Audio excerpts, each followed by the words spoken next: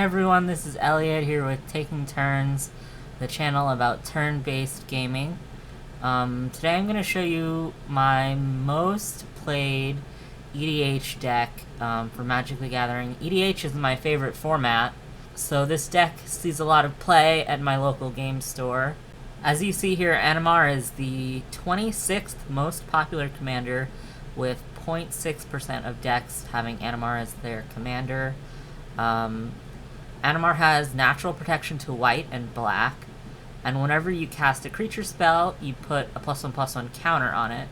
And for every +1/+1 counter on Animar, creature spells cast cost one less colorless. This deck is 46% creatures, 21% spells, and 33% lands. And my mana curve peaks at 3. It's a 3.21 average. You see my lands here.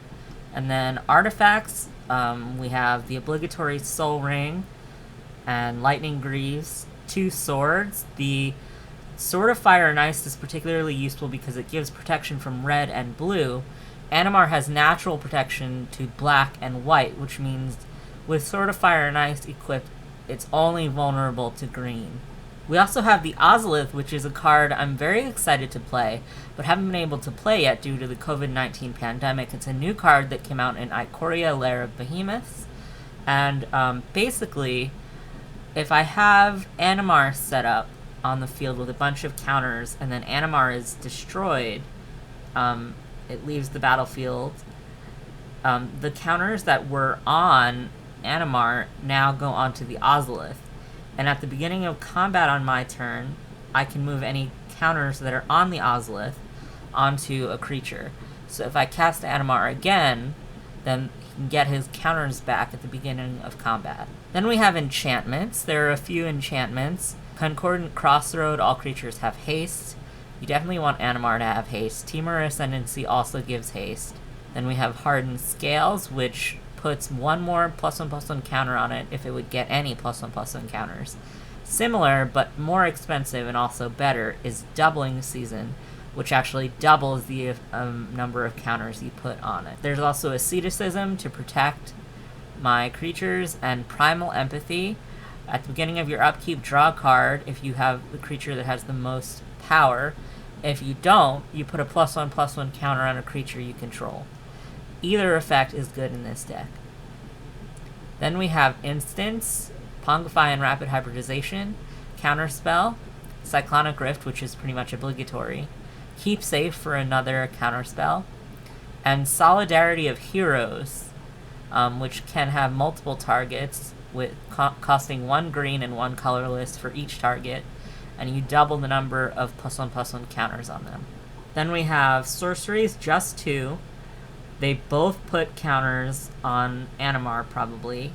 Give, Take, and Increasing Savagery. I only run 1 Planeswalker, Tezzeret the Seeker, which I use his -X ability to get artifacts, like a sword, the Ozolith, or it can also get artifact creatures, like, for example, Stonecoil Serpent right next to it, and also Ancestral Statue, which is a infinite win condition. With Ancestral Statue, if you have 4 or more counters on Animar, Ancestral Statue can bounce itself back to the hand repeatedly and give Animar infinite counters. That turns into infinite damage with Perforos, God of the Forge. As for creatures, we have a bunch of Mana Dorks, and also a bunch of X-cost creatures like Mistcutter Hydra, Stonecoil Serpent, Apocalypse Hydra, Nimbus Swimmer, Primordial Hydra, Savageborn Hydra, and Voracious Hydra, Vastwood Hydra.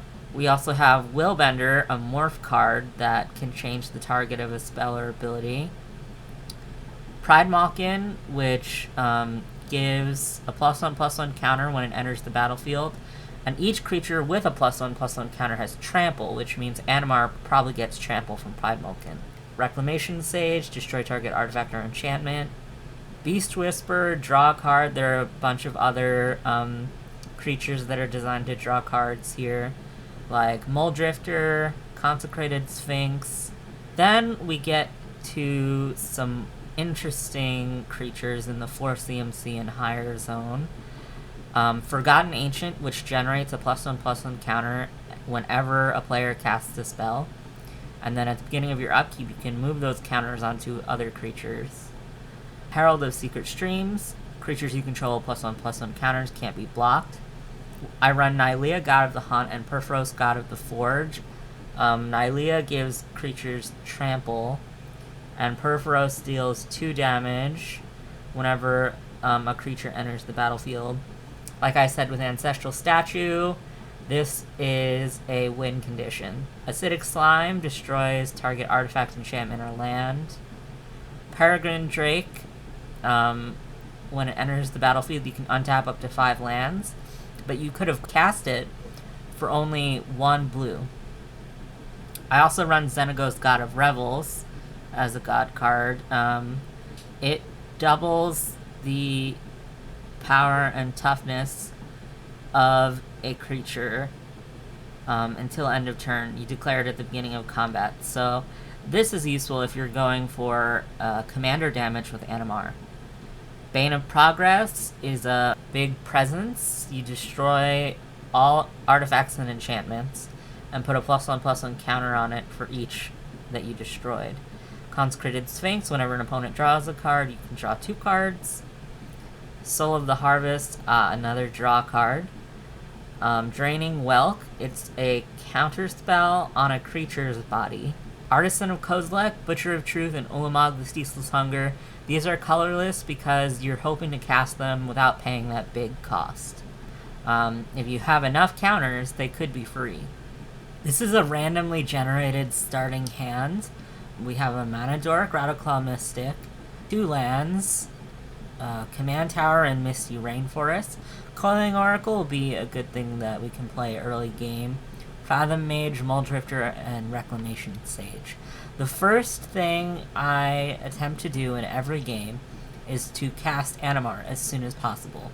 And it looks like we'll be able to do that if we turn 1 play a land, turn 2 play another land, and play Rattleclaw Mystic.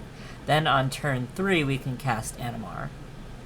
So that's it for this video. Like this video and subscribe for more content, and have a wonderful day.